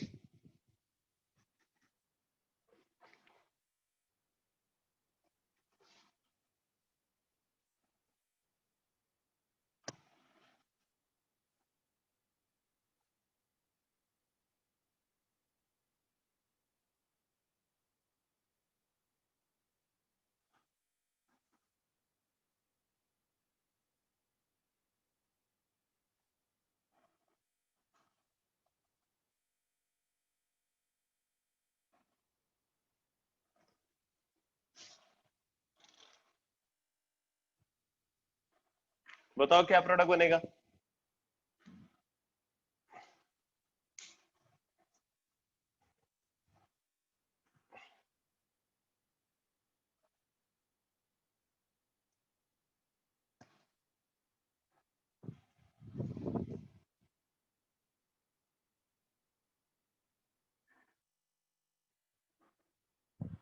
नेक्स्ट फ्राइडे एल्कीन का टेस्ट होगा बेटा।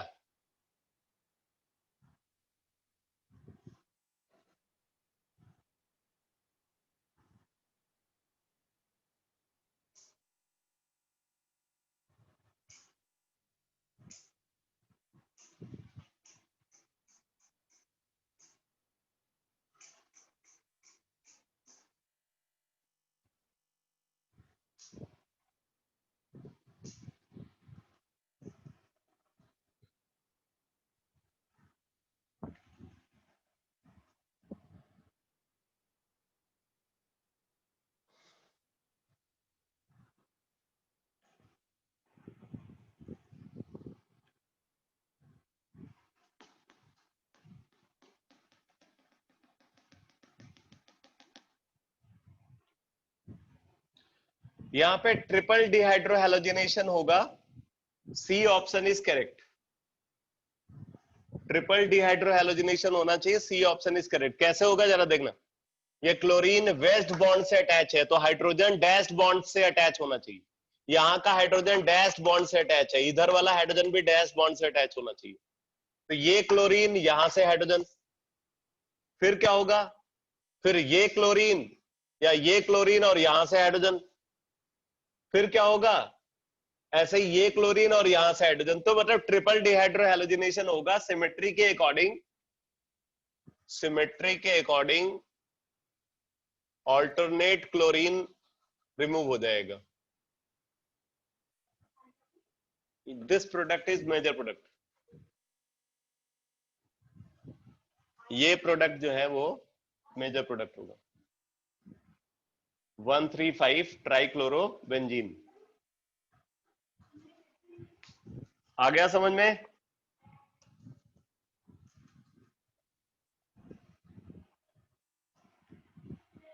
ये समझ में आ गया बेटा?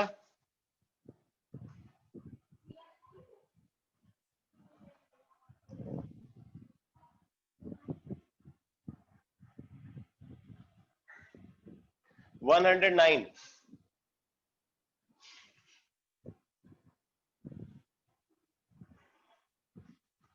109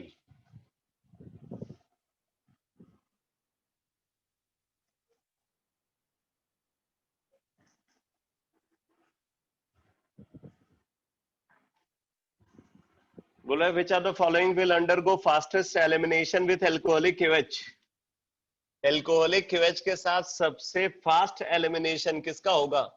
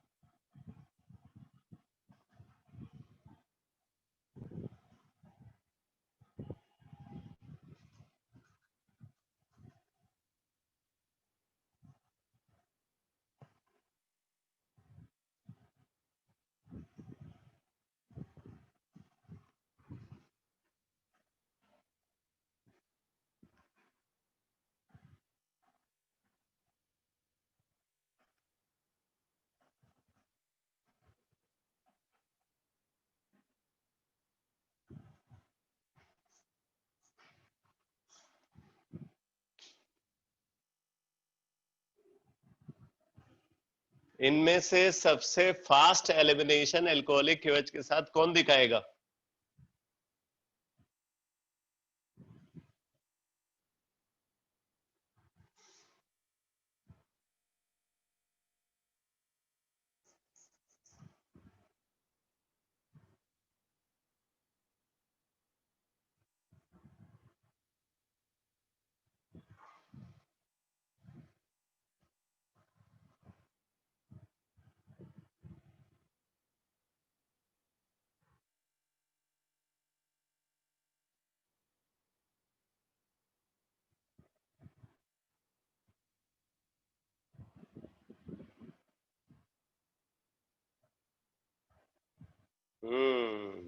गुड, सही है।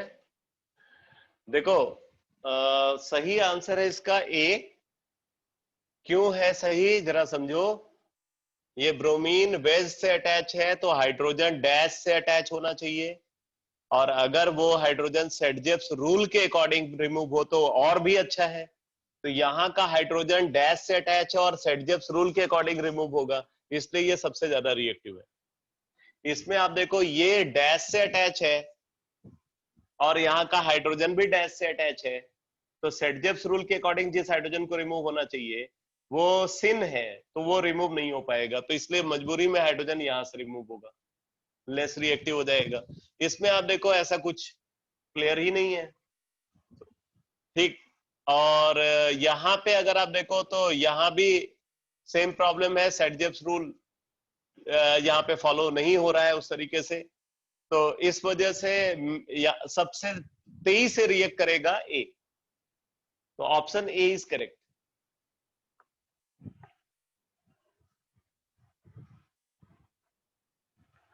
वन 111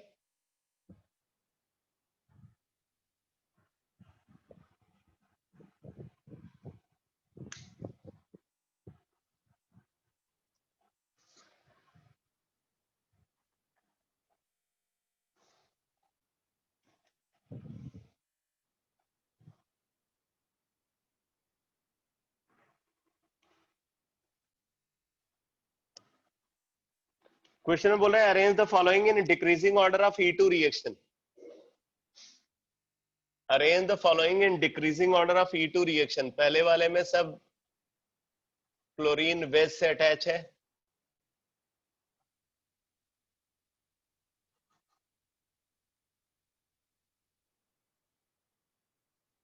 ये फर्स्ट है और दूसरे वाले में अल्टरनेट वेस्ड एंड डैश्ड है।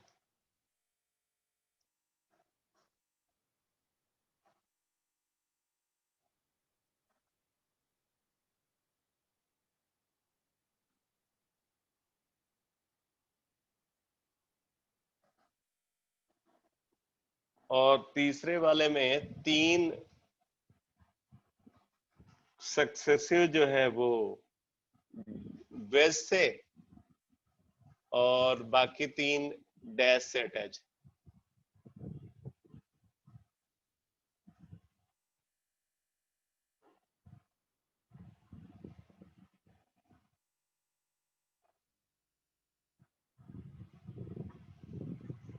अब इनका रिएक्टिविटी ऑर्डर बताना है आपको E2 के टूवर्ड्स।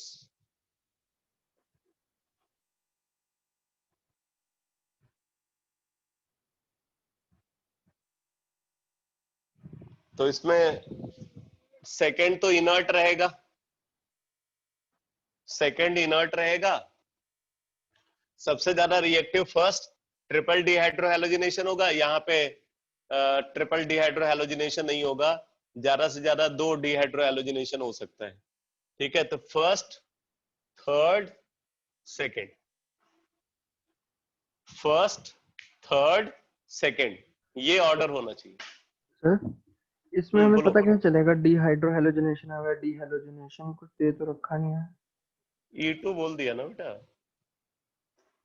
डीहैलोजिनेशन, डीहैलोजिनेशन में अभी E2 हाँ लिखा हाँ है। हाँ हाँ हाँ हाँ हाँ हाँ हाँ, सही है, सही है, सही है। हम्म, अगर डीहैलोजिनेशन की बात करें फिर तो ये सबसे ज्यादा रिएक्टिव हो जाएगा। ये सर फर्स्ट मतलब जो कल एग्जांपल कराया था बात सही है, बात सही है, क्लियर होना चाहिए। यहाँ पे डीहाइड्रोहैलोजिनेशन के करस्पॉन्डिंग मुझे लग रहा है क्वेश्चन पूछ रहे हैं, बट क्लियर होना चाहिए। तुम्हारा क्वेश्चन सही है, क्योंकि अगर डीहाइड्रोहैलोजिनेशन की बात करें तो ये सबसे ज्यादा रिएक्टिव होगा, बट अगर डीहैलोजिनेशन की बात करेंगे ना तो ये इनर्ट हो जाएगा, ये सबसे ज्यादा रिएक्टिव हो जाएगा। बात समझ में आ रही है ना सबको?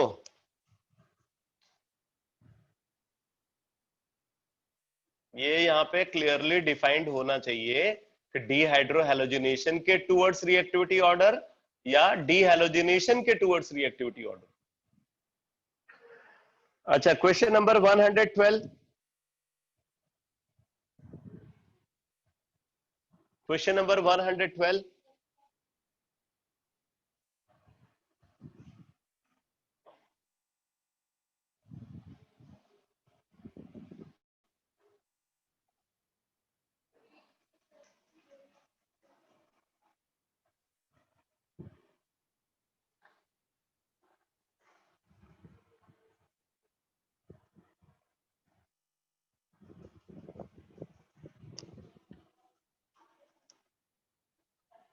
बोला है, which of the following reaction will undergo an elimination reaction and an alkene will be formed in the product? कहां पे एलिमिनेशन होगा और एल्कीन प्रोड्यूस होगा, ये पूछा जा रहा है। कहां पे एलिमिनेशन के थ्रू एल्कीन प्रोड्यूस होगा?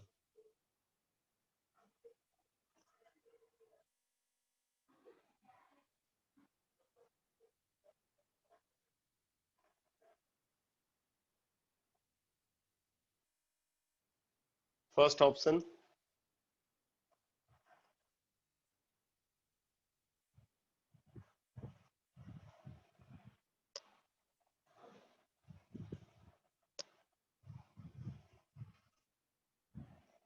Second option,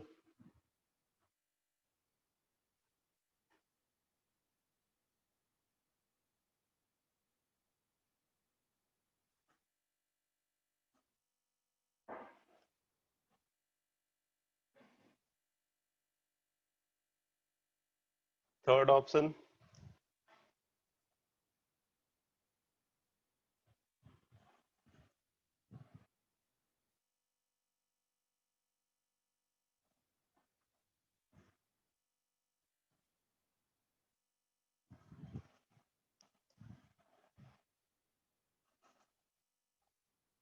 fourth option.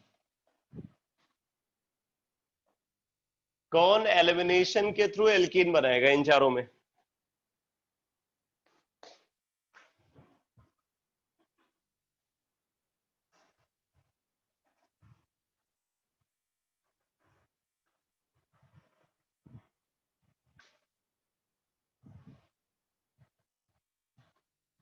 चार अलग अलग रिएक्शन है।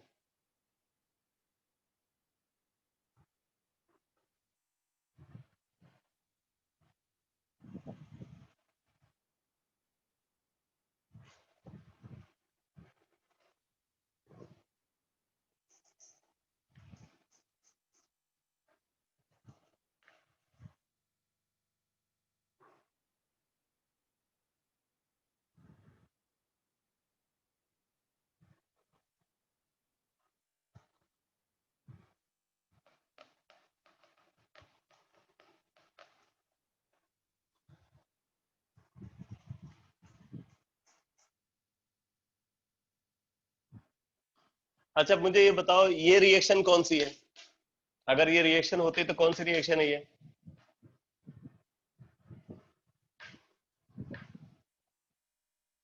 फर्स्ट रिएक्शन कौन सी रिएक्शन है? Dehalogenation. ओके, सेकेंड वाली? Second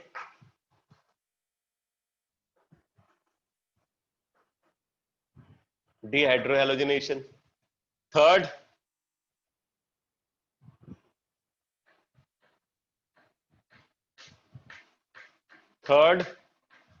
dehydration. और फोर्थ?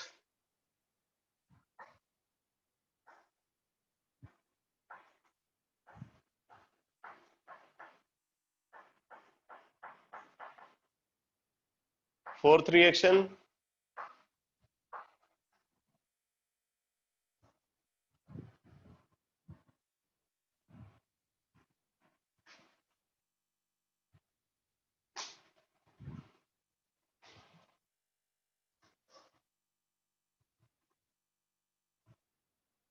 नहीं समझ में आ रहा है?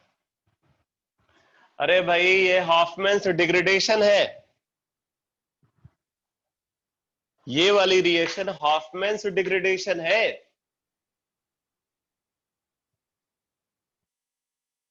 कल के क्लास में बताया था हॉफमैन्स डिग्रेडेशन। ये फर्स्ट रिएक्शन थी जिसको लेबोरेटरी में सिंथेसाइज किया गया सेडजेप्स रूल को गलत प्रूफ करने के लिए, जहां पे सबसे पहले हॉफमैन्स एलिमिनेशन रूल फॉलो हुआ। ये वही रिएक्शन है। तो ये तो कंफर्म है बेटा, इसमें ब्रिज हेड कार्बन पे डबल बॉन्ड आएगा, जो पॉसिबल नहीं है, नहीं हो सकता ये। इसमें भी ब्रिज हेड कार्बन पे डबल बॉन्ड आएगा, नहीं पॉसिबल है। इसमें भी ब्रिज हेड कार्बन पे डबल बॉन्ड आएगा, नहीं पॉसिबल है। यहां पे हॉफमैन्स एलिमिनेशन रूल फॉलो होगा। कैसे फॉलो होगा? ये जो हाइड्रोक्सिल आयन आप देख रहे हो, ये हाइड्रोक्सिल आयन क्या करेगा? ये हाइड्रोक्सिल आयन बीटा कार्बन से हाइड्रोजन रिमूव करेगा। ठीक है, ये यहां से हाइड्रोजन रिमूव करेगा, ये बॉन्ड पेयर यहां ट्रांसफर होगा, ये रिंग ओपन हो जाएगी। और रिंग जब ओपन होगी तो ये प्रोडक्ट बन जाएगा यहाँ पे।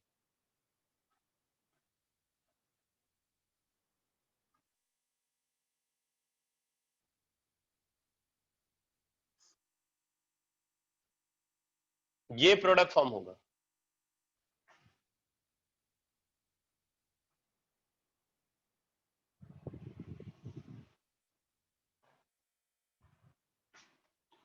ठीक है, तो D option is correct. D option is correct. ठीक है, अब आप फटाफट कुछ क्वेश्चन नोट कर लो अटेम्प्ट करने के लिए। इसको ट्राई करना, नहीं हो पाएगा तो कल मेरे से पूछ लेना। जरा नोट करो कौन कौन से क्वेश्चन आपको सॉल्व करने हैं। 114, 115, 116, 17, 18, 19, 119,